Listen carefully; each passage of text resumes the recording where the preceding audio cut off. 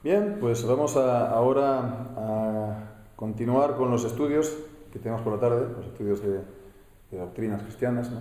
A través del el Catecismo Mayor de Westminster. Estamos viendo las últimas semanas la doctrina de la providencia de Dios, que es como Dios lleva a cabo su decreto o sus decretos, ¿no?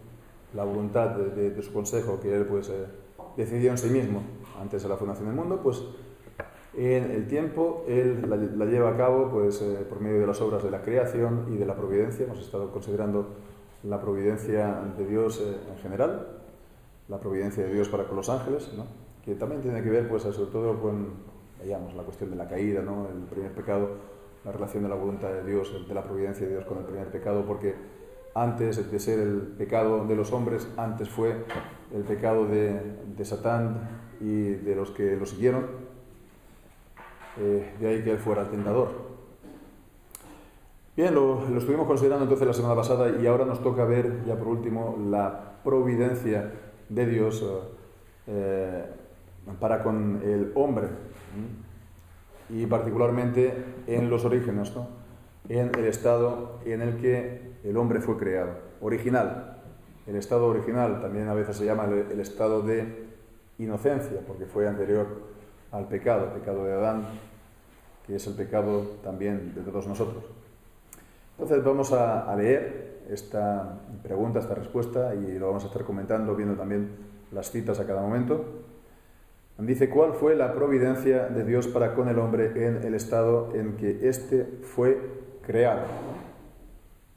Digamos, ¿no? Subrayando, ¿no? En el estado en el que fue creado, el estado original o de inocencia. Y dice, pues, la providencia de Dios para con el hombre en el estado en que éste fue creado consiste en haberlo colocado en el paraíso, disponer que lo cultivara, concederle libertad para comer del fruto de la tierra, poner las criaturas bajo su dominio e instituir el matrimonio para su ayuda, proporcionarle la comunión con él, instituir el sábado, entrar en un pacto de vida con el hombre bajo condición de obediencia personal, perfecta y perpetua, de la cual el árbol de la vida era una prenda, es decir, una señal, y prohibirle comer del árbol de la ciencia del bien y del mal, su pena de muerte. Muy bien, pues entonces vemos aquí está, como decíamos, ¿no? Hablando del estado en que fue creado. Y para esto pues tenemos que ver una vez más Génesis capítulo 1, Génesis capítulo 2. Génesis capítulo 1, pues en el contexto de la creación, de los 6 días de creación, fue el último día, y al séptimo día Dios descansó. Y vemos que, Génesis 2 está hablando de cómo Dios colocó al hombre en el Edén, ¿no? La relación entre Génesis 1 y Génesis 2, esto ha dado lugar a mucha especulación, ¿no? A lo largo de la época. Esto ha sido en el origen como sabemos, ¿no? de muchas de una visión de la formación del Antiguo Testamento, porque en el capítulo 1 se utiliza la palabra para Dios Elohim. En el capítulo 2, Jehová Dios, ¿no? Jehová Elohim. Y entonces pues esto ha dado origen, ¿no? a la idea de que cada capítulo está escrito, por así decirlo, por una escuela distinta, y no tiene esto mayor trascendencia, aunque sea la visión predominante dentro de los estudios del Antiguo Testamento. En todo caso, esto no entra, digamos, dentro de lo que tenemos que mirar hoy, ¿no? Solamente para que lo tengamos esto presente, porque realmente sí, la Génesis 1 y Génesis 2 nos presenta la misma creación del hombre desde dos puntos de vista. La primera, más general, ¿no? En el contexto de la creación en general; la segunda, pues más en particular. Tenemos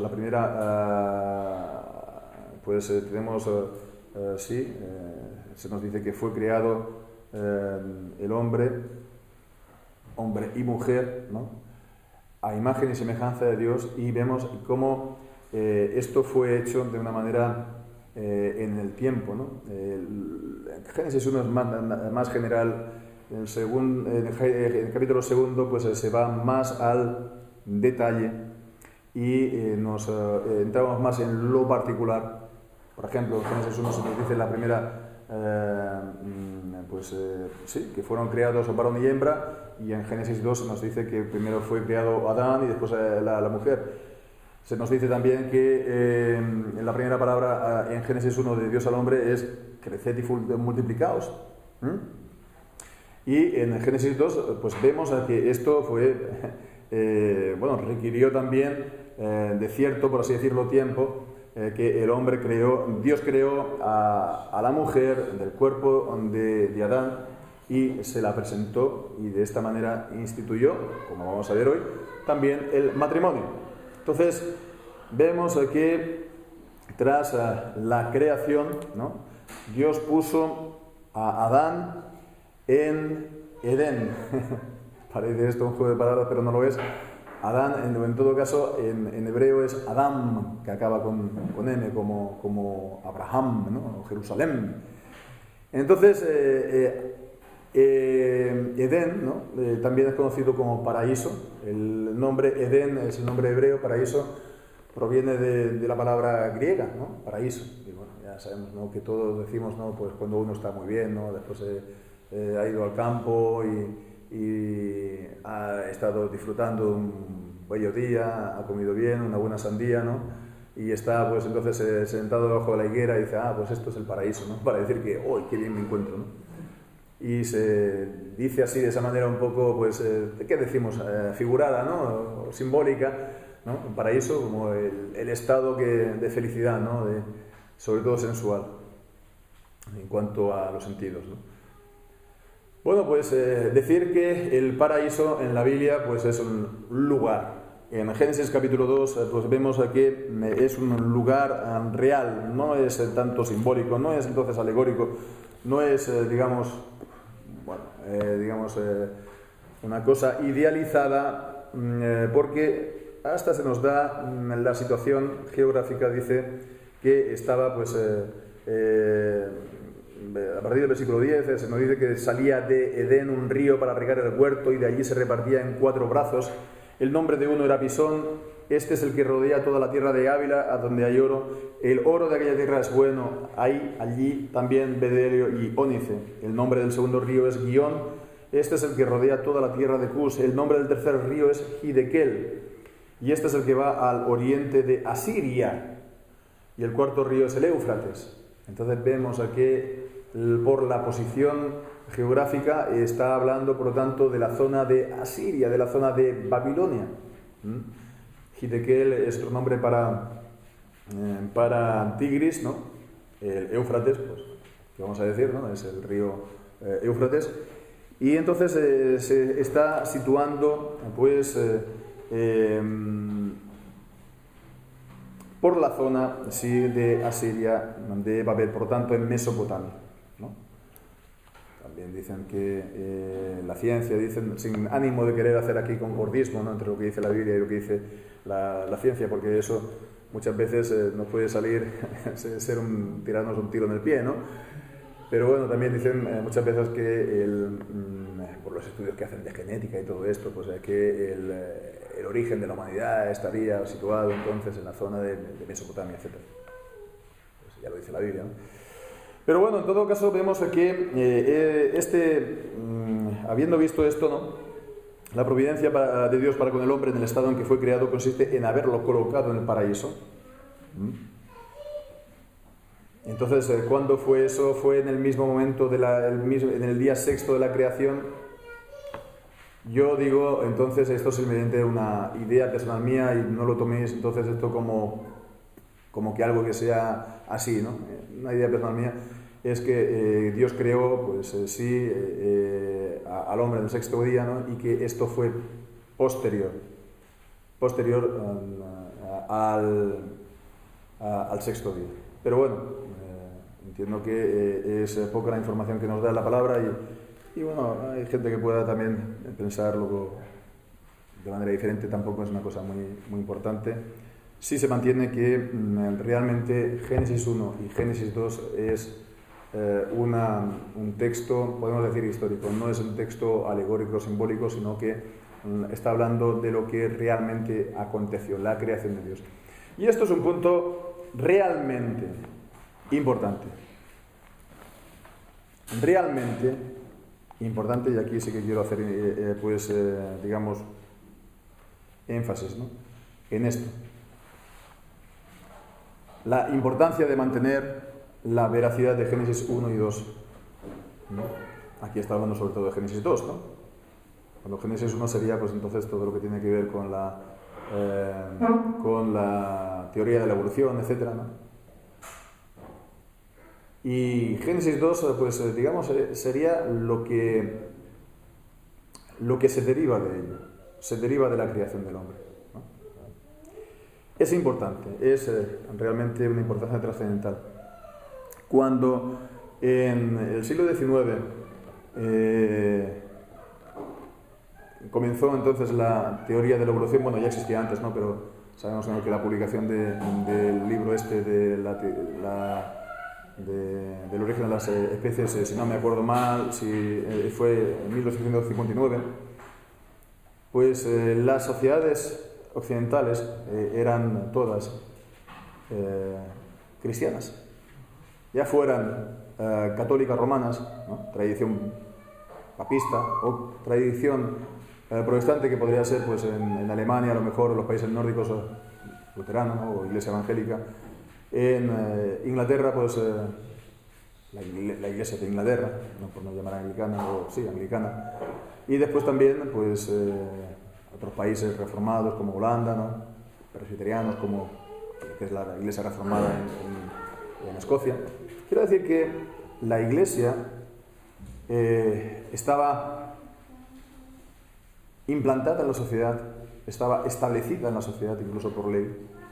Y el conjunto de la sociedad era cristiano, ¿no?, en el sentido de que profesaba, más o menos, ¿no?, la fe cristiana, ¿no?, a distintos grados, ¿no?, la población, ¿no? Pero la cuestión es que las naciones, los países eran oficialmente cristianos, con la ideología o los valores de la Biblia. Y todo eso pues cambió dramáticamente a partir del siglo XIX hasta el día de hoy, que ya vemos en que estamos, ¿no?, que estamos, dicen, ¿no?, y tal vez sea así, a un paso también de una persecución, ¿no?, con lo que está ocurriendo con el coronavirus, que está siendo, parece ser, ¿no?, aprovechado para que, parece ser que no les gusta que los cristianos nos reunamos. De hecho, eso ya lo dije yo durante el confinamiento.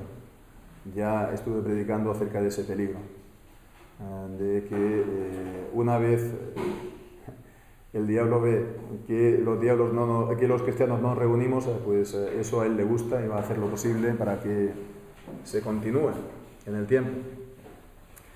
Pero en fin, lo que quiero decir es que ¿qué moralidad cristiana es la que configura ideológicamente nuestras sociedades, nuestros países? Nuestros países ya no son oficialmente cristianos, son laicos, ¿no?, el laicismo secular, ¿no?, o el secularismo laicista, bueno, hay distintos, o el humanismo secular, hay distintas apelaciones, ¿no?, etiquetas, da lo mismo. La cuestión es que todo equivale a decir, pues, que el cristianismo es como mucho una de las religiones, ¿no?, en la sociedad, y que, bueno, sobre todo le tienen cierta hincha, ¿no?, que se dice, cierta ganas de revancha, porque se piensa del cristianismo todo lo malo y lo peor, hasta el punto que se prefieran otras religiones, ¿no?, venidas de Oriente Medio, ¿no?, o del norte de África, antes que el cristianismo autóctono aquí, ¿no? Y es así, es así.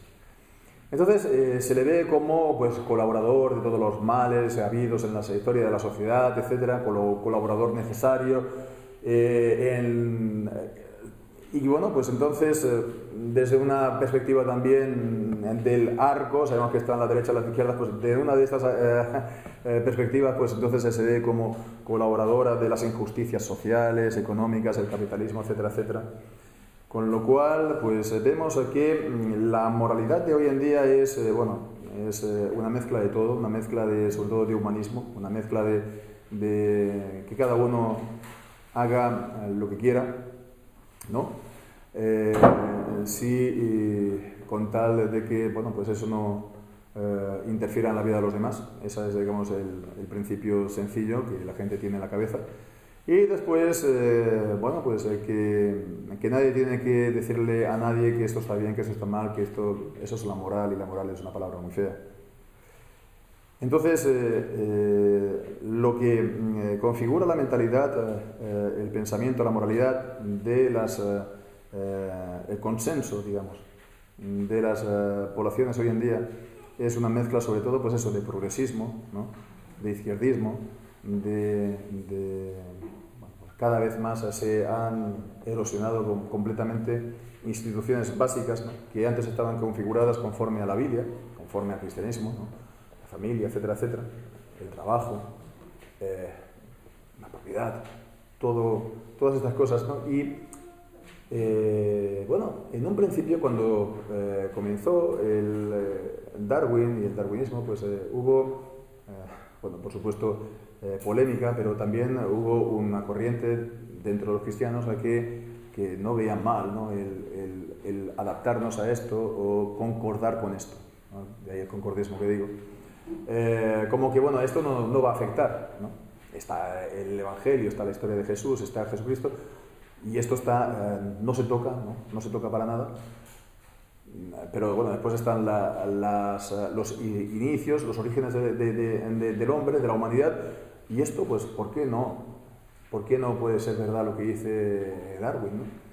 Y entonces, bueno, pues de esta manera se abrieron diciendo, bueno, pues esto no tiene nada que ver con el Evangelio, no tiene nada que ver con la salvación, no tiene nada que ver con la historia de Jesús, no tiene nada que ver. Pues claro que tiene que ver, claro que tiene que ver. El abandono de Génesis 1 y Génesis 2, y particularmente Génesis 2, ha transformado completamente, pues la mentalidad, el espíritu, el alma de nuestras poblaciones. ¿Cómo no podía ser de otra manera? Tanto en las cuestiones de la vida, tanto en la manera de ver la vida, como también en cuanto al mensaje de la salvación, al Evangelio. No es solamente una cuestión que podemos, pues, considerar, ¿no? De, pues, darle la razón a la ciencia para no ser tan cerrados, etc. No solo esto. Esto afecta totalmente el mensaje de la Biblia, tanto en un sentido general, podemos hablar natural, ¿no? Como en lo que tiene que ver con la salvación. De manera que el abrazarlo ha hecho volar por los aires el mensaje de la Biblia. Y es lo que vamos a ver. Porque vemos, ¿no?, en esta pregunta y respuesta del estado en el que el hombre fue creado, después de decir que fue puesto en el paraíso, nos va diciendo toda una serie de cosas.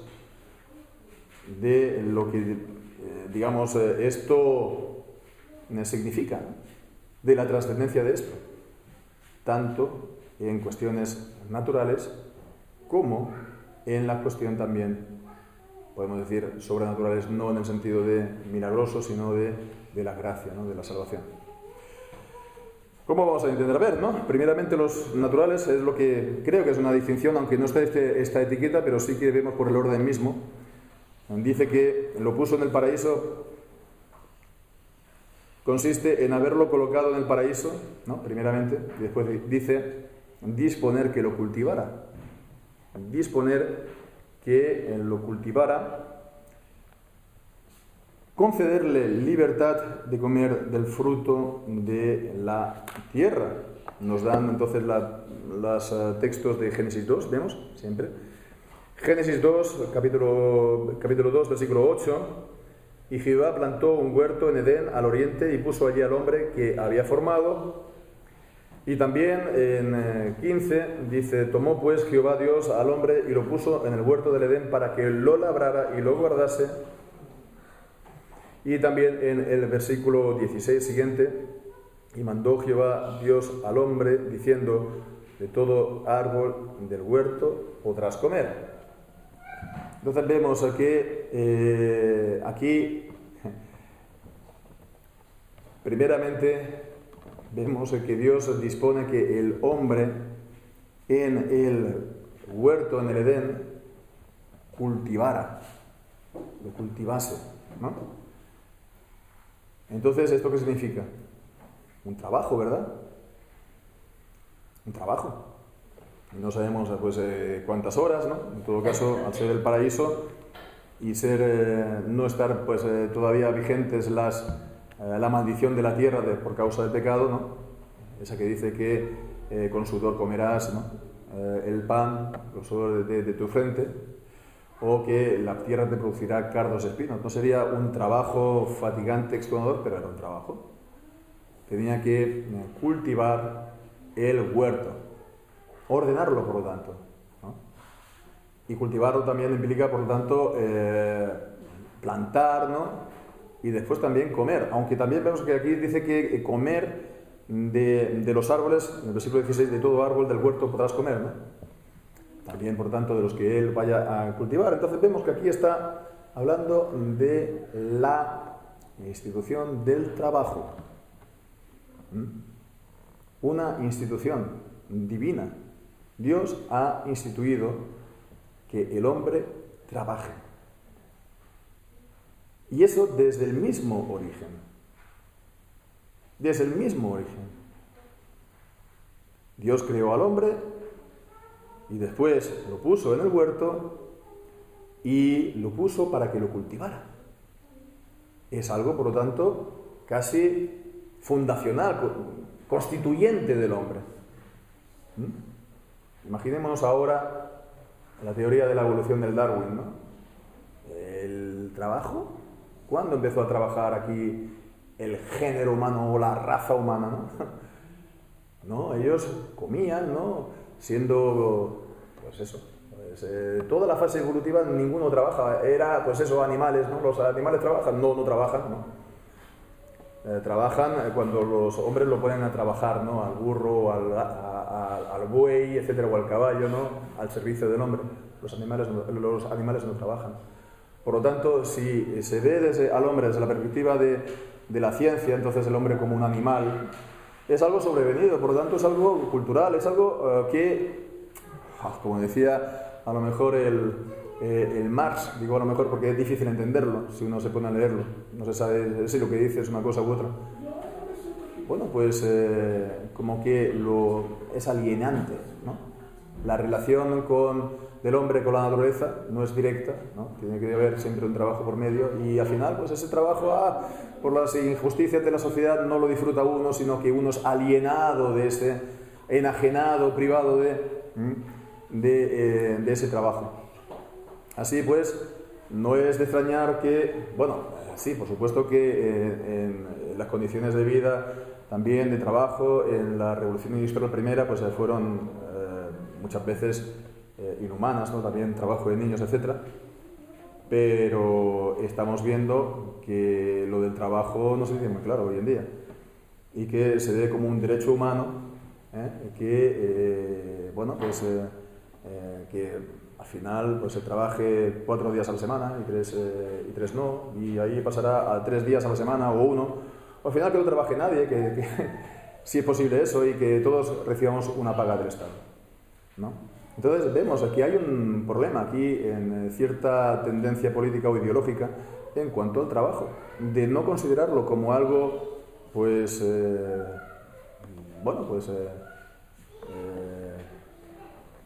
bueno, creo que en el fondo es la idea de que el trabajo es una maldición.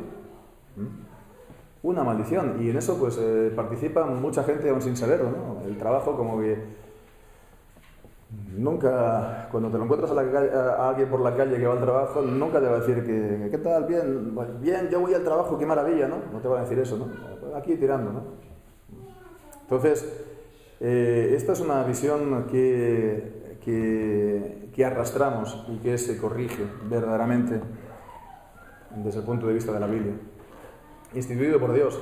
Y además Dios dice, 6 días trabajarás, el 7º reposarás, ¿no? Descansarás. Con lo cual vemos aquí el trabajo ha de ser fuerte, ha de ser duro, ¿no? No estamos hablando aquí de explotación, pero sí que, bueno, pues hemos de trabajar. No 4 o 5 días, no, sino hemos de trabajar, en serio. Y esto no es tampoco abrogado para nosotros, porque en Primera y en Segunda Tesalonicenses habla de los hermanos que están viviendo vidas desordenadas, ¿no?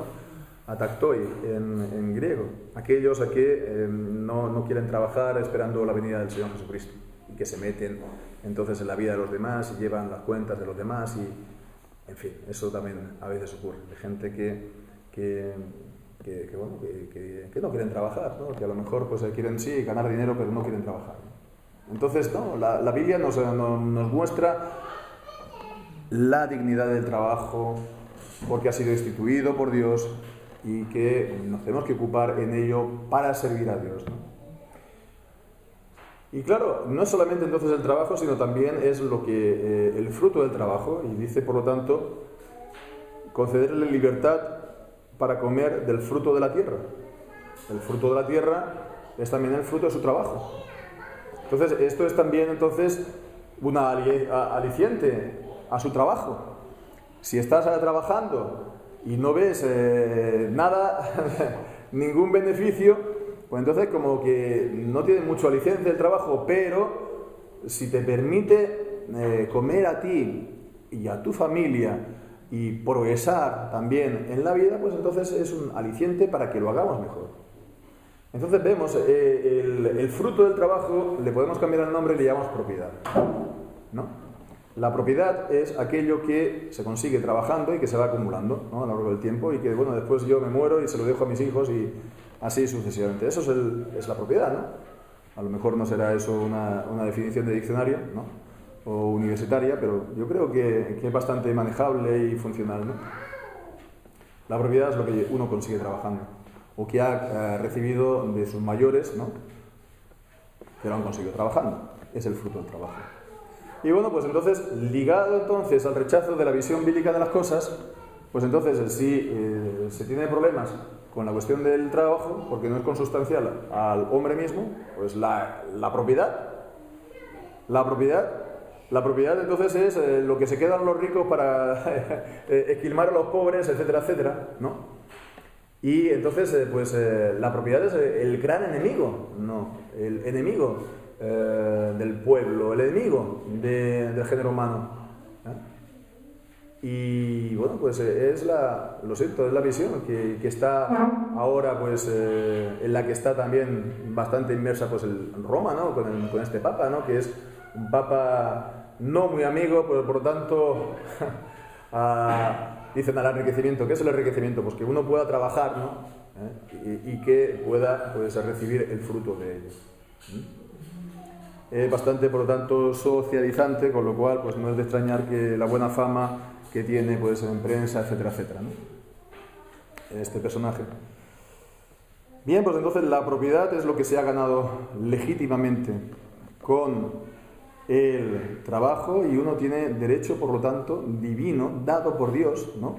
Tanto al trabajo como a la propiedad. Como a la propiedad. Es un derecho dado por Dios al hombre y que no se le puede quitar. Bueno, ya sabemos que lo hacen el Estado cada vez más, porque el Estado tiene cada vez más atribuciones, más ámbitos de actuación, como se dice, ¿no? A donde él mete la mano y claro, eso se tiene que pagar. Entonces, una vez él mete la mano ya no la saca. Y una vez él mete la mano, su mano es la única que está ahí, ¿no? En el horno, ¿no? O en la nevera, ¿no? Y entonces todas las demás manos tienen que desaparecer. Y todo eso se tiene que pagar a base de impuestos confiscatorios, que es en lo que estamos. Me dirán, es que esto es una visión liberal de las cosas, ¿no? O neoliberal, es una visión bíblica. Es una visión bíblica, porque vemos en la Biblia la atribución del Estado y no es el que se le concede hoy en día de una manera pomposa al Estado-providencia. ¿Qué significa esto? Al Estado Dios, al Estado que ha de contemplar todas las circunstancias de todas las personas en la vida posible, que eso ya es difícil, porque quiere entonces ocupar en lugar de Dios, no el de ser un siervo, no el de ser, pues, digamos, tienen unas funciones modestas, pero ahí las tienen y las ha de cumplir bien para servir a Dios, y no, es cada vez más y cada vez más y cada vez más y cada vez más, etcétera, etcétera, etcétera. En fin, me quiero ceñir un poco a lo que tengo. Entonces tenemos el trabajo, tenemos la propiedad, este es el primer punto, hemos visto las citas, ¿no? Pero dice también poner las criaturas bajo su dominio, y esta es lo que nos dice en Génesis 1:28. Y los bendijo Dios y les dijo: fructificad y multiplicaos, y llenad la tierra y sojuzgadla. Es el primer mandamiento a crecimiento, a tener hijos. Pero después también dice: llenad la tierra y sojuzgadla, y señoread en los peces del mar, en las aves de los cielos y en todas las bestias que se mueven sobre la tierra. Entonces, bueno, pues vemos que aquí está hablando del dominio sobre las criaturas. El hombre es corona de la creación porque fue hecho al último, ¿no? Bueno, la corona es la mujer que fue hecho al último del hombre. Entonces, pero bueno, para que no nos digan que somos machistas, ¿no? Pero digamos que el hombre guión mujer es la corona de la creación. La corona de la creación, y esto significa que, está como lugarteniente de Dios en la creación, ha de ejercer dominio en lugar de Dios, y están sometidas a él los animales y pues el medio ambiente, ¿no? Y esto pues también, esto hay conviene tenerlo en cuenta porque contrasta con la visión actual, que prácticamente ve un crimen, ¿no? Que los hombres se alimenten de animales, ¿no? O que sea un crimen contra la naturaleza, ¿no? Pues que yo qué sé, hacer una carretera, ¿no? en un pueblo. A mí me gustan mucho los pueblos y el campo, y todo lo que me conocen lo saben bien, pero el hombre tiene que hacer carreteras, y el hombre tiene que hacer minas, y el hombre tiene que hacer puertos, y el hombre tiene que hacer aeropuertos, para que la vida, pues digamos, tenga un progreso, ¿no? Y que el hombre ejerza de esa manera el dominio sobre las criaturas, ¿no? Y ahora están la gente pues diciendo las 5G. Mira, yo no he mirado nada de la 5G, no he mirado nada de información, ¿no? Pero sobre todo en medios, comillas, alternativos, ¿no? Que son los que dan aquí visiones conspiratorias del tema. Pero bueno, Internet está muy bien. La vida nos ha cambiado para muy bien, en las cosas que son buenas del Internet, ¿no? Para muy bien, ¿no? Claro, también tiene sus cosas malas, pero de eso te tienes que guardar, ¿no? Con la ayuda del Señor, los cristianos. Pero ¿por qué ha de estar de entrada diciendo 5G, ¿no? Pues si fuera así, todavía estaríamos, pues no sé, pues con la rueda o antes de la rueda, ¿no?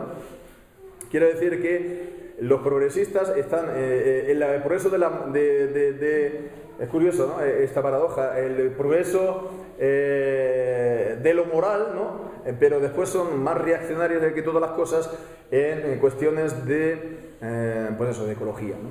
Son muy carcas ellos. Pues no, pues eso es, digamos, la plasmación de que somos, digamos, señores de la tierra. Por supuesto, significa que también hemos de ser buenos administradores, no hemos de destrozarla, no hemos de hacerle daño, porque la tierra es del Señor, ¿eh? Pero nosotros estamos como su lugarteniente y hemos de ejercer ese dominio. Como Dios es soberano sobre la creación, pues nosotros también lo hemos de hacer. Esas fueron las condiciones en las cuales Dios creó al hombre, y después dice: instituir el matrimonio para su ayuda. Seguimos entonces aquí en las, digamos, instituciones, por así decirlo, comillas, naturales, ¿no? El matrimonio, aunque sabemos que también el matrimonio tiene un valor, digamos, por así decirlo, el dominio de la gracia, en el ámbito de la gracia, como un ejemplo visible de la relación entre Cristo y la Iglesia, que es lo que estuvimos viendo hace un par de semanas, ¿no? Al considerar Efesios 5, del siglo XXII en adelante. Pero vemos que inicialmente la institución del matrimonio la tenemos aquí. Sabemos que la Iglesia Católica Romana pues solamente considera ya para empezar el matrimonio como un sacramento. Un sacramento, por lo tanto, es un sacramento de la gracia, del ámbito de la gracia. Y es lo que le lleva entonces a considerar, ¿no?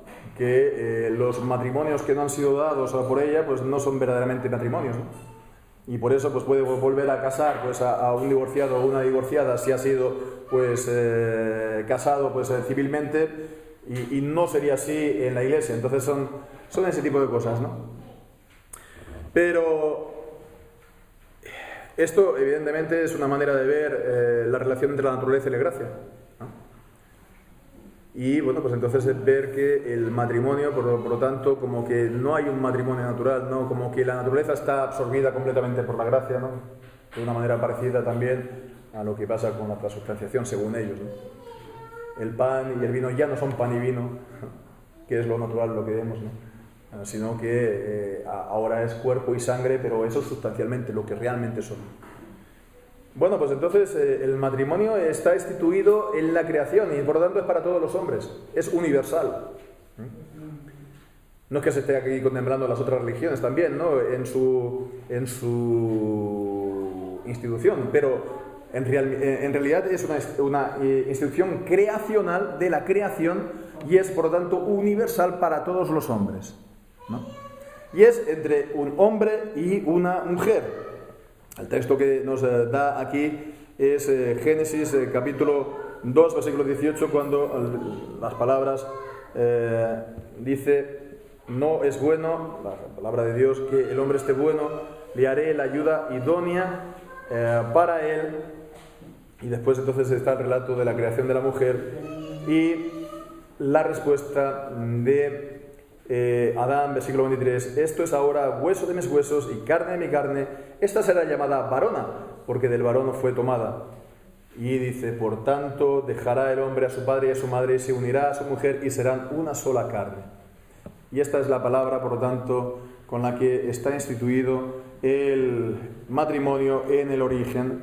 Por tanto dejará el hombre a su padre, a su madre, no progenitor A, progenitor B, a su padre, a su madre, y se unirá a su mujer, el hombre y su mujer, ¿no? Este es entonces el matrimonio.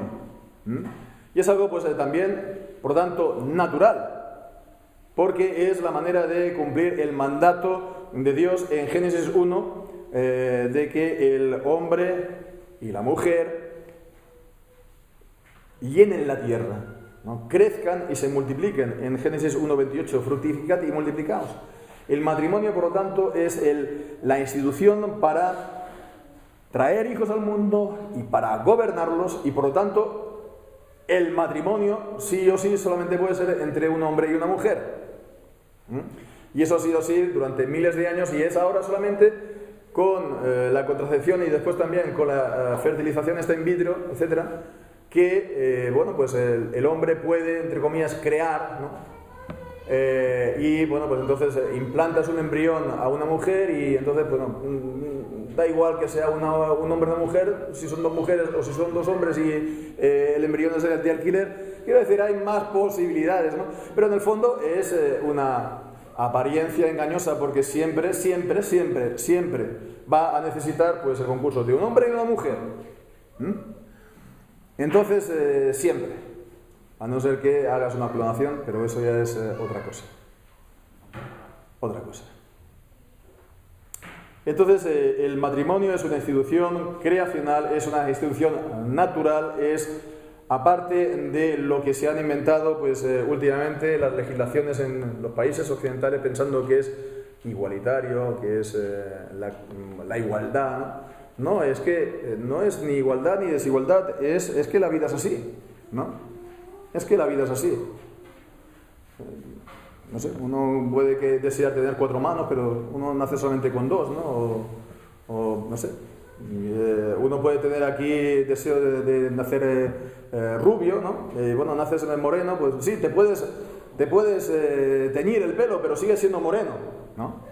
Y se verá, cuando vaya creciendo el pelo, pues se verán las raíces. No se puede engañar la realidad.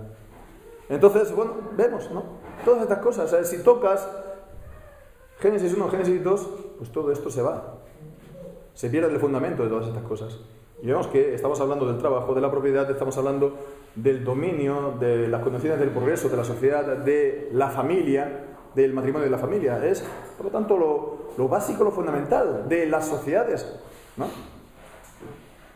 Es algo, por lo tanto, de un gran alcance, pero también incluso en cuanto a lo demás, a los, hemos dicho, sobrenaturales, ¿no? Que tiene que ver con la gracia. Entonces vemos que aquí está hablando también de proporcionarle la comunión con Él. Cuando el Señor, creó al hombre, a la mujer, lo creó santo, justo, inocente, sin mancha, etcétera, ¿no? Y vemos entonces que es lo que leemos en Génesis, capítulo 1, versículos 26 a 29, dice: entonces dijo Dios: hagamos al hombre a nuestra imagen, conforme a nuestra semejanza, y señoree en los peces del mar, las aves de los cielos, etcétera, ¿no? Entonces el señorío que hemos visto. Versículo 27 también: creó Dios al hombre a su imagen, a imagen de Dios lo creó, varón y hembra los creó. Y después también el versículo 28 que hemos considerado. Entonces, Dios creó al hombre a su imagen y semejanza, lo estuvimos también considerando, en qué consiste la imagen y la semejanza de Dios. Entonces, el hombre podía de esta manera tener comunión con Dios, porque era justo y era santo, y tenía, por lo tanto, como dice Romanos capítulo 2, la ley de Dios grabada en su corazón, la conciencia, y pues él le gustaba hacer la voluntad de Dios.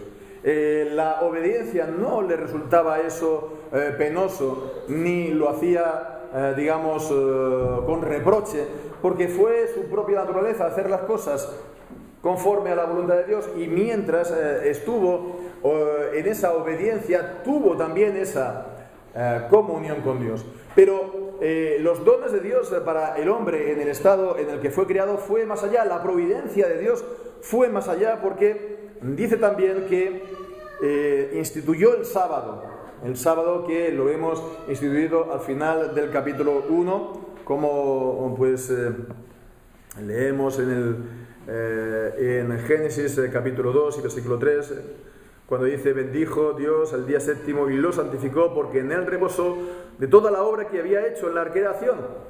Fue, por lo tanto, el reposo de Dios que puso aparte un día de 7, en este caso el último, después de haber hecho la obra de la creación, y lo santificó, lo puso aparte para que el hombre también lo guardara, reposara, ¿no?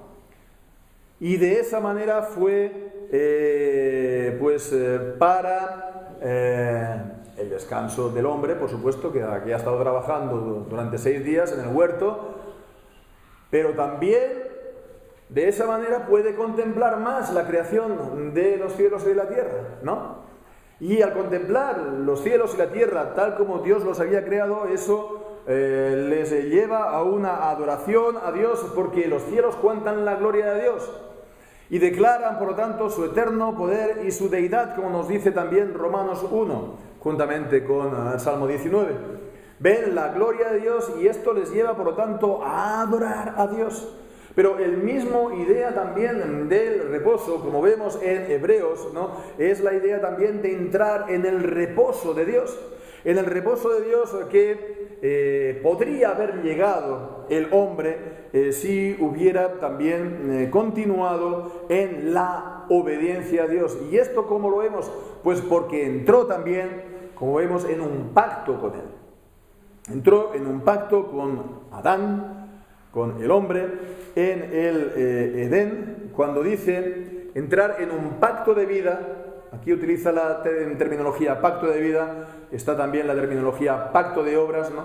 Aquí pacto de vida, porque era, digamos, lo prometido, ¿no? Lo prometido era la vida, alcanzar la vida con mayúsculas, la vida sin final, la vida eterna, con el hombre bajo condición de obediencia personal, perfecta y perpetua. El hombre que era inocente, por lo tanto, lo podía guardar, no conocía el pecado, tenía libre albedrío para hacerlo, ¿no? No estaba, pues, tenía impedimento interior o también, digamos, una obligación exterior, ¿no?, que le obligara a pecar. No, él lo podía hacer. Y entonces, ¿cómo se ve esa obediencia personal, perfecta y perpetua, y ese pacto que el Señor le iba a dar la vida si continuaba en esa obediencia? Vemos entonces los textos.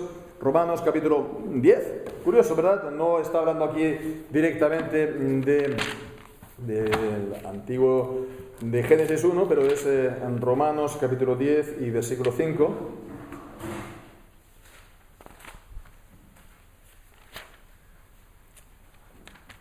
Cuando dice, porque de la justicia que es por la ley, Moisés escribe así, el hombre que haga estas cosas vivirá por estas. Y esto pues está dado de un texto de Levítico 18:5, y está hablando de la ley. Y bueno, pues, pero lo que aquí está diciendo, el catecismo lo está hablando del pacto. ¿Por qué? Pues porque es el mismo principio. El mismo principio que encontramos en el Edén, de la promesa de la vida a cambio de la obediencia. Esto significa que en Levítico los hombres lo pudieran hacer, llevar a cabo, pero la ley como tal, digamos, siempre demanda la obediencia y siempre pues promete recompensas si lo cumples y castigos o amenazas o maldiciones si lo desoyes, ¿no? Entonces, ¿esto cuándo comenzó? En Levítico, ¿no? Eso comenzó en el origen mismo. En el origen mismo, cuando Dios hizo el pacto con Adán. ¿Y cómo se ve ese pacto? Pues entonces leemos también todo lo que tiene que ver con los árboles. Los árboles. Dice, por lo tanto, primeramente del árbol de la vida, en Génesis 2, versículo 9, y Jehová Dios hizo nacer de la tierra todo árbol delicioso a la vista y bueno para comer, y también el árbol de la vida en medio del huerto, y el árbol de la ciencia del bien y del mal. Los dos juntos vemos árbol de la vida y árbol de la ciencia o conocimiento del bien y del mal. El árbol, y vemos que esos dos árboles que serían reales, ¿no? Pero también tienen unos nombres simbólicos y tiene que ver, por lo tanto, con esa relación, esa providencia que Dios tuvo con el hombre en Edén. El de la vida, pues porque mientras él continuara en obediencia, tendría vida. Y el árbol del conocimiento del bien y del mal fue el árbol que Dios le prohibió al hombre. Dice que, y prohibirle comer del árbol de la ciencia del bien y del mal, so pena de muerte. Génesis 2:17, cuando dice, de todo árbol del huerto podrás comer, mas del árbol de la ciencia del bien y del mal no comerás, porque el día que de él comieres ciertamente morirás. Vemos entonces que el árbol de la vida y el árbol del conocimiento del bien y del mal, en lo que este último prohíbe, son antagónicos, porque uno es el de la vida y el otro dice que si comes de él morirás. Entonces el árbol del conocimiento del bien y del mal, entonces fue un árbol que el Señor pues lo puso, no tenía nada de especial. Él pues puso ese árbol, no comerlo, ¿no? Además de esa ley que tenía en su interior, ¿no? Grabada en su corazón por naturaleza, pues le da este mandamiento. ¿Para qué? Para que sea entonces un mandamiento, como dice aquí, una obediencia personal, ¿no? Consciente a ese mandamiento en concreto, no lo tienes que hacer, ¿no? Y si dice, lo haces, en el día que lo haces, dice, ciertamente morirás, ¿no? Esa será la paga, la consecuencia de la desobediencia del pecado, la muerte. Con lo cual, pues vemos que si son antagónicos, si hubiera mantenido él en la obediencia, no habría muerto, sino que habría vivido. Pero además podemos avanzar un poco más en esto en cuanto al significado del árbol de la vida, porque vemos que del árbol de la vida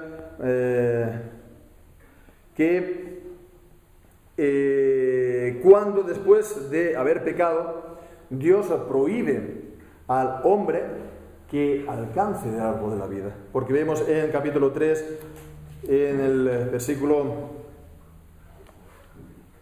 22, después de haber pecado, he aquí que el hombre es como uno de nosotros, sabiendo el bien y el mal, ¿no? Ahora pues no alargue la mano y tome también del árbol de la vida y coma y viva para siempre. Entonces vemos aquí, de esto podemos inferir que el hombre hasta entonces no había comido del árbol de la vida, y que este árbol de la vida, por lo tanto, era un árbol, podemos decir, sacramental, en el sentido de que él podría haber tenido derecho a comer del árbol de la vida si hubiera pues continuado en ese periodo probatorio de la obediencia, él podría pues entonces haber llegado al momento en el que Dios pues le dijera puedes comer, ¿no? Él podría haber sido entonces justificado por la ley, por la obediencia a Adán, ¿no? Y entonces comer de ese árbol pues sería el entrar en la vida eterna. Entonces, bueno, el hombre, de la manera como fue creado, de la misma manera que él fue creado inocente y santo, ¿no? Pero con la posibilidad de caer, ¿no? Mutable. De igual manera, él no fue creado, pues, en principio mortal, pero con la posibilidad de morir si llegaba pues a pecar, ¿no? Entonces, bueno, pues vemos que aquí hay un pacto en el que promete la vida a cambio de la obediencia, de las obras, de la ley, ¿no? Entonces vemos que en Romanos 10, versículo 5 y también en Gálatas nos está hablando de el hombre que hiciera estas cosas vivirá por ellas, ¿no? ¿Qué es el principio de este pacto? Como lo propio de la ley. Entonces, esto es importante porque tocas Génesis 2, también te cargas el Evangelio.